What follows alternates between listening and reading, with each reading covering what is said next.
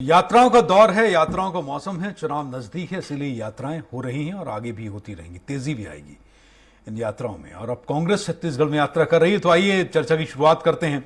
हमारे साथ चर्चा के मेहमान जुड़ चुके हैं। मेरे साथ इस वक्त कांग्रेस प्रवक्ता रूपेश दुबे जी हैं, बीजेपी प्रवक्ता निशिकांत पांडे जी हैं, राजनीतिक विश्लेषक डॉक्टर लखन चौधरी हमारे साथ जुड़ चुके हैं। बहुत बहुत स्वागत आप सभी मेहमानों का स्वराज एक्सप्रेस में।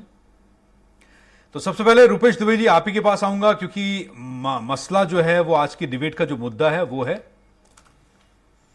यात्रा जो अब कांग्रेस करने जा रही है। मेरा सवाल यह है कि ये यात्राओं का जो चलन शुरू हुआ है छत्तीसगढ़ में, ये बीजेपी से शुरू हुआ है। अभी हाल फिलहाल अगर हम इस मौसम में देखें, हमने इस बात का आकलन किया कि यात्राएं कैसे हो रही हैं, कितनी हो रही हैं, तो हमने देखा कि बीजेपी के केंद्रीय नेतृत्व, शीर्ष नेतृत्व के लोग लगातार छत्तीसगढ़ आ रहे हैं, यात्राएं हो रही हैं। तो राहुल गांधी भी भारत जोड़ो यात्रा पर हैं, छत्तीसगढ़ में अब आप लोग भी यात्राएं शुरू कर रहे हैं। लेकिन सवाल ये उठता है कि जब सरकार काम अच्छे करती है, सरकार बढ़िया काम कर रही हो, मतदाताओं को और आम जनता को उसका लाभ मिल रहा हो, तो फिर श्रेय लेने के लिए या अपना काम गिनाने और बताने या प्रदर्शित करने के लिए जनता के बीच जाना क्यों पड़ता है?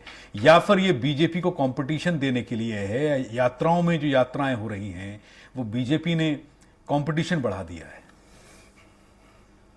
जी नमस्कार। जी नमस्कार। छत्तीसगढ़ में जब से भूपेश बघेल जी के नेतृत्व में कांग्रेस की सरकार आई है, तब से आम जनता के लिए जो काम हो रहे हैं उन कामों का अच्छा प्रतिसाद भी मिल रहा है।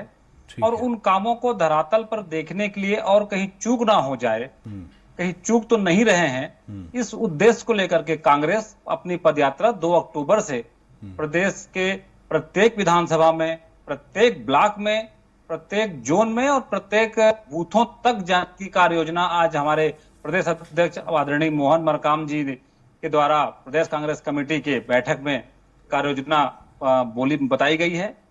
सबसे महत्वपूर्ण बात यह है, जब से केंद्र में नरेंद्र मोदी की सरकार बैठी है, विघटनकारी तत्व और आपस में वैमनस्यता की भावना बढ़ रही है, उसको दूर करने के लिए राहुल गांधी जी भारत जोड़ो यात्रा पे निकले हुए हैं। और उस यात्रा से हम सब आत्मसात होने के लिए, छत्तीसगढ़ की जनता को उस यात्रा से जोड़ने के लिए राष्ट्रपिता महात्मा गांधी जी ने जो सत्य अहिंसा का मार्ग दिखाया था, पदयात्रा का मार्ग दिखाया था, उसी मार्ग पर चलते हुए हम छत्तीसगढ़ सरकार की जनहितैषी योजनाएं और केंद्र की सरकार की महंगाई, बेरोजगारी की जो विफलताएं हैं, उसको हम आम जनता के बीच लेकर के जाएंगे। पदयात्रा करने का उद्देश्य, हम जीवंत संपर्क करेंगे आम जनता से और उनकी बातों को सुनेंगे, अपनी बातों को बताएंगे, ताकि छत्तीसगढ़ में एक अच्छा माहौल और स्वस्थ प्रशासन, स्वस्थ शासन जो कांग्रेस की सरकार चल रही है, उसका लाभ आम जनता को, अंतिम व्यक्ति तक को मिले। ठीक है।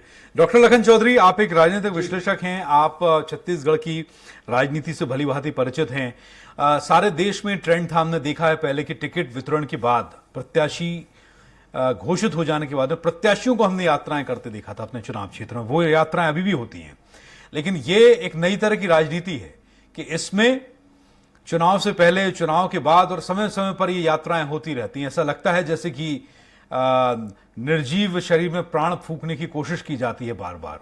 ऐसा क्यों? बिल्कुल, देखिए आपने बहुत सही बात उठाया कि पिछले कुछ सालों से ये ट्रेंड्स चल रहा है कि सरकार के काम काज को विज्ञापन के माध्यम से या इस तरह की यात्राओं के माध्यम से जनता तक जो है इस कदर पहुंचाया जा रहा है, मतलब एक तरह से कहा जाए कि जनता को मानने के लिए मजबूर किया जा रहा है कि हमने देखिए ये काम किया है। आज जो है सोशल मीडिया के माध्यम से हो या प्रिंट मीडिया के माध्यम से, इलेक्ट्रॉनिक मीडिया के माध्यम से सरकारें बनने के बाद जिस तरह से प्रचार प्रसार में लगी हुई है, इससे तो कभी कभी लगता है कि सरकार आधा काम, आधा समय जो है अपना प्रचार प्रसार में लगाती है। बहरहाल देखिए ये ट्रेंड्स केंद्र में भी है और कमोबेश भारत के और दुनिया भर में ये ट्रेंड्स इस समय चल रहा है। हमने अमेरिका का चुनाव भी देखा, वहां भी है, और छत्तीसगढ़ में भी ये है, स्वाभाविक है।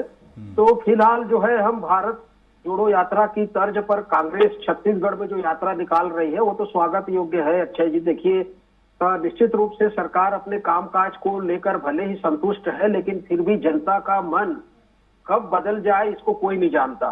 और ऊपर से आप देखिए कि केंद्र की जो सरकार है, भाजपा सरकार है, वो किस तरह से लगातार राजस्थान और छत्तीसगढ़ में खासकर जो कांग्रेस के 2 राज्य बच गए हैं उनको भी हथियाने के लिए किस तरह से लगी हुई है। तो इन सब चीजों की वजह से भी मुझे लगता है कि कांग्रेस जो है कहीं से भी कोई कसर नहीं छोड़ना चाहती है और आने वाले दिनों में सीटें यदि बढ़े भी ना तो कम से कम सीटें बहुत ज्यादा कम भी ना हो, बरकरार रहे और कम से कम सत्ता में वापसी हो।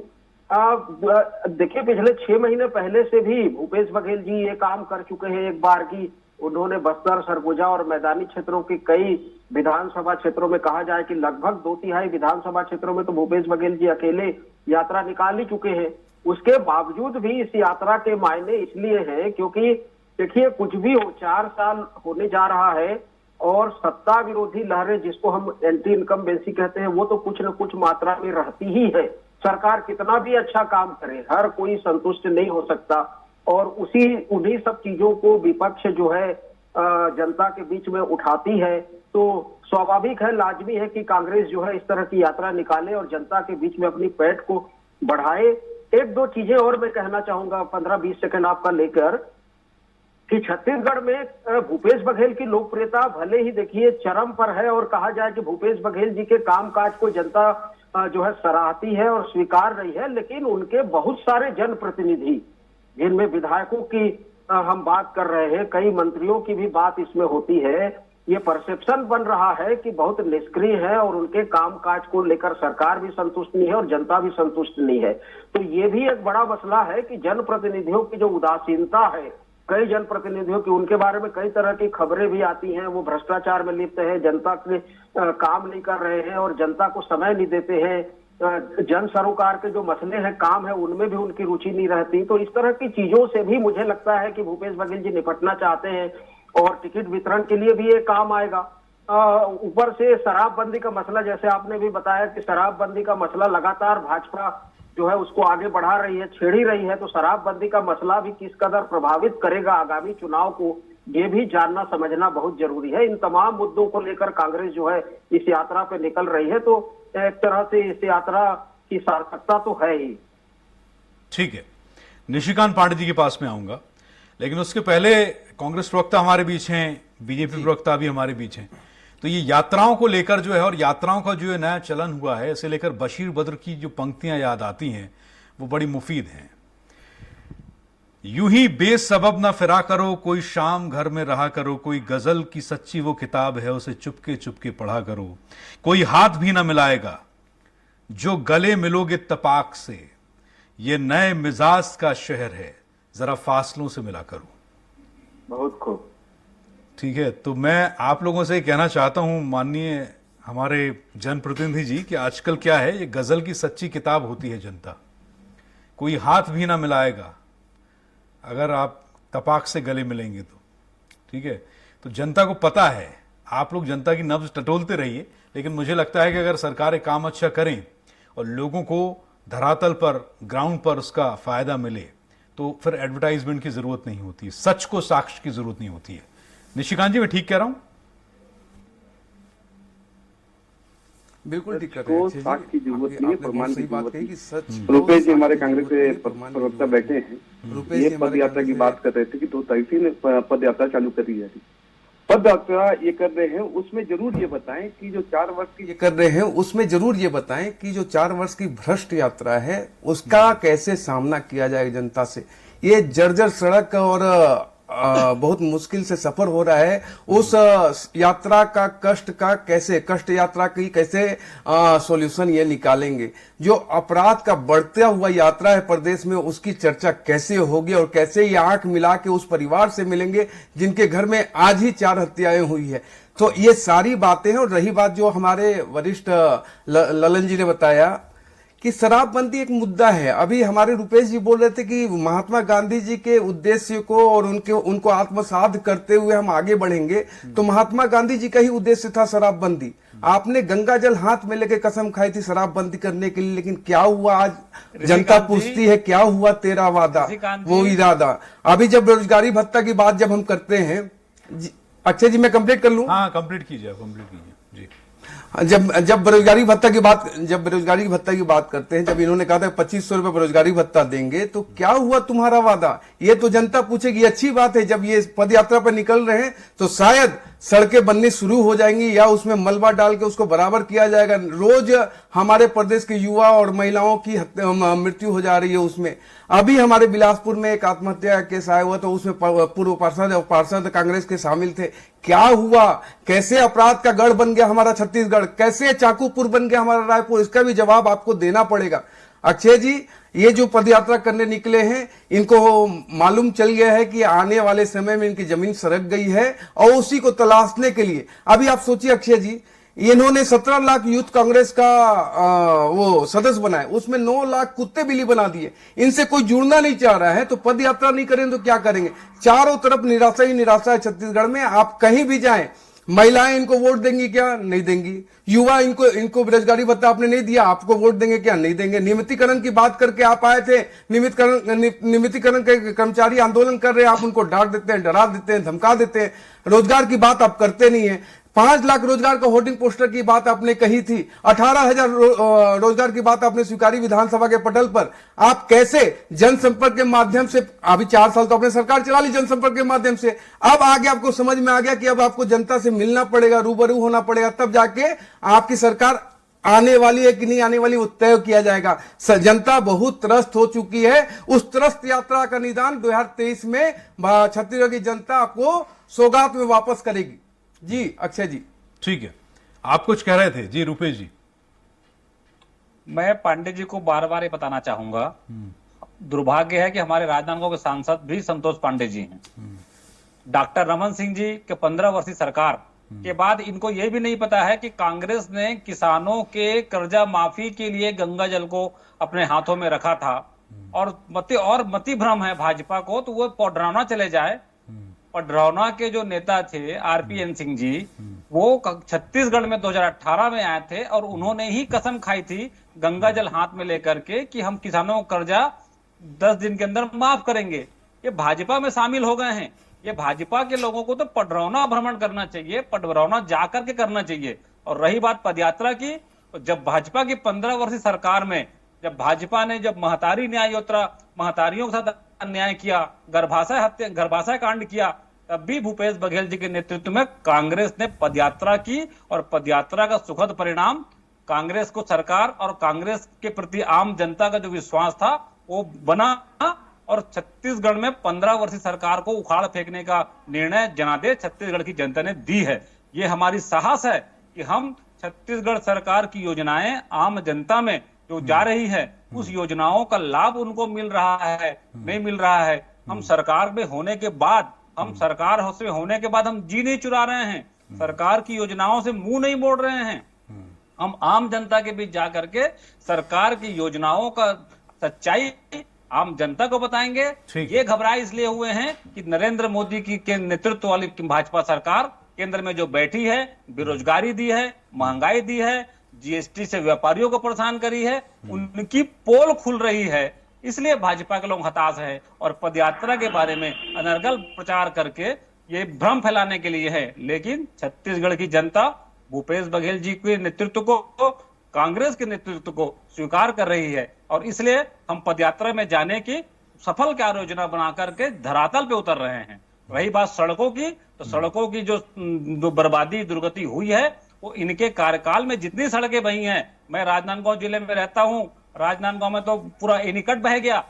जो भाजपा सरकार के ज्वलंत उदाहरण है, मुख्यमंत्री के विधानसभा क्षेत्र में जल आवर्धन योजना, ठीक है सर, ठीक है, योजनाएं जनता के लिए बनी है, उन जनता के साथ हम जा रहे हैं। डॉक्टर लखन चौधरी संपर्क करेंगे। ठीक है, डॉक्टर लखन चौधरी ये बताइए कि अगर सरकारें काम करती हैं, भाई प्रदेश में काम हो रहा है, और जनता जो है, जो जनता जनार्दन है, आपके प्रदेश की आवाम है, सरकारें उनकी आजीविका से लेकर, उनके अधिकारों से लेकर, सुख सुविधाओं से लेकर हर चीज का पूरा इंतजाम करती हैं। जनता टैक्स देती है, और टैक्स, जनता के टैक्स से सरकार चलती है। सरकार की कोई अपनी कमाई तो होती नहीं है। ठीक है, तो मुझे लगता है कि अगर सरकारें काम अच्छा कर रही हैं, तो फिर श्रेय लेने की होड़ क्यों?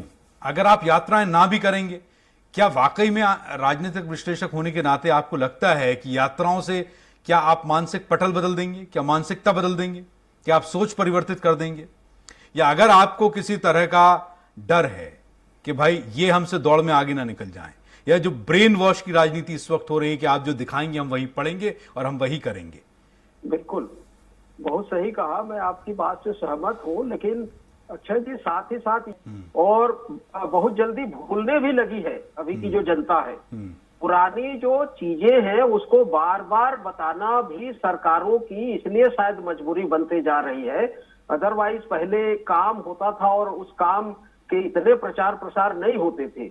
लेकिन हम पिछले कुछ सालों से कहा जाए या एक दो दशक से इस तरह का ट्रेंड चला है, और पिछले एक दशक से तो खास करके इतना बड़ा ट्रेंड चल गया है कि आप जो काम कर रहे हैं उसको बार बार और रोज रोज बताएं, गिनाएं उसको जनता को।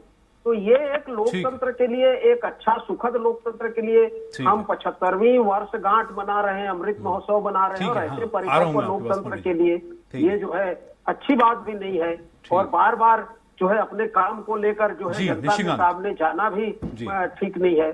तो आपने सही कहा कि यदि काम अच्छा सरकारें करती हैं तो उनको बार बार जनता के पास जाने की क्या जरूरत है। भाई मीडिया है, सोशल मीडिया है, सब निशिकांत कुछ कह रहे हैं, जनता तो देख ही रही है। जी बिल्कुल जी, निशिकांत जी। जी अक्षय जी, मैं ये बोल रहा था आपसे, मैं बिल्कुल सहमत हूँ कि बार बार एक चीज को आपको पहुंचाने की आवश्यकता इसलिए है क्योंकि वो चीजें हितग्राही तक पहुंच नहीं रही है, बेनिफिशियरी को वो चीजें मिल नहीं रही है। जब आप चीजें बताते हो यहाँ पे छत्तीसगढ़ के कैपिटल में बैठ के चीजें बताते हो तो दूर सरगुजा और बस्तर की बात जब आप करते हो तो वहां का एक्चुअल परिदृश्य जो है ना बिल्कुल विपरीत रहता है। उस विपरीत परिदृश्य को आप स्वीकारने को तैयार नहीं हो और आप अपने जनसंपर्क के माध्यम से उसको एवरीथिंग इज गुड बताने की कोशिश करते हो। उसी के चक्कर में ये पदयात्रा हो रही है। अभी वायु यात्रा चल रही है माननीय मुख्यमंत्री जी की, वायु यात्रा के साथ साथ अब पदयात्रा चालू हुई है। मैं तो कह रहा हूं कि अच्छा हुआ कि पदयात्रा इन्होंने शुरू किया कि कम से कम सड़कें तो बने, आम जनता को कम से कम राहत तो मिले। अभी मतलब आप जा ही नहीं सकते, चारों दिशा में सारी सड़कें खराब है। अभी जब इनका सबसे महत्वपूर्ण योजना जो है नरवा गुरुआ बाड़ी है, ऋषिकांत जी, आप केंद्र सरकार की जो जनसंपर्क राशि जो जिस प्रकार से उन्होंने खर्च किया है रुपेश जी, अपने प्रचार प्रसार में, रुपेश जी के बारे में। ठीक है सर, रुपेश जी मैं आपके बीच में नहीं बोला। रुपेश जी मैं आपके रुपेश जी आपके ठीक है, मैं ये बोला था कि जनसंपर्क के माध्यम से आप सब चीज अच्छा बताने की कोशिश जरूर कर रहे हो, लेकिन वास्तविकता धरातल पे अब आपको समझ में आई कि आपकी जमीन सरक रही है तो आप जाके प्रयास करने की कोशिश करो। लेकिन अब ये ठीक है जी, बहुत बहुत धन्यवाद आपका। समय मेरे पास आज इतना ही था इस चर्चा के लिए, मुझे डिबेट यहीं पर समाप्त करनी पड़ेगी। बहुत बहुत शुक्रिया आप तीनों का, आपने कीमती समय स्वराज एक्सप्रेस को दिया। रूपेश दुबे, डॉक्टर लखन चौधरी, निशिकांत पांडे जी, बहुत बहुत धन्यवाद आपका। तो छोड़ दिया जाए जनता के हाथ में, दिखावे और ब्रेन वॉश की जो राजनीति है वो लोग नहीं समझते हैं। प्रलोभन मतदान पर, मताधिकार पर भारी कभी नहीं पड़ सकता। नमस्कार।